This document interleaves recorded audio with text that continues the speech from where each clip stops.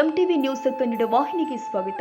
ಶಿಗ್ಗಾವಿ ತಾಲೂಕಿನ ಬಂಕಾಪುರ ಪಟ್ಟಣದಲ್ಲಿ ರಾಮನವಮಿ ಪ್ರಯುಕ್ತವಾಗಿ ಶ್ರೀ ಸಾಯಿಬಾಬಾ ಮಂದಿರದಲ್ಲಿ ಗುರುವಾರ ಭಕ್ತಿ ಭಾವದಿಂದ ವಿಶೇಷ ಪೂಜೆ ಹಾಗೂ ಧಾರ್ಮಿಕ ಕಾರ್ಯಕ್ರಮಗಳು ಜರುಗಿದವೆ.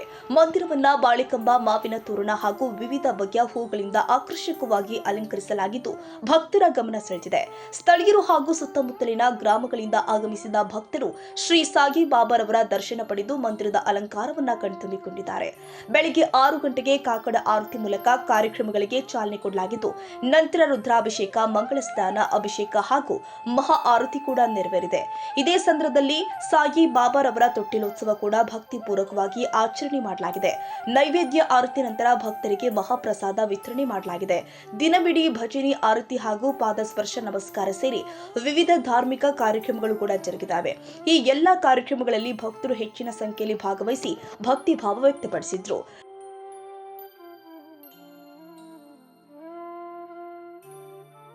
ತಾಜಾ ಸುದ್ದಿಗಾಗಿ ಎಂಟಿವಿ ನ್ಯೂಸ್ 24x7ಗೆ ಸಬ್ಸ್ಕ್ರೈಬ್ ಮಾಡಿ ಮತ್ತು ಬೆಲ್ ಐಕಾನ್ ಅನ್ನು ಒತ್ತಿ. ತಪ್ಪದೇ ಲಿಂಕ್ ಶೇರ್ ಮಾಡಿ.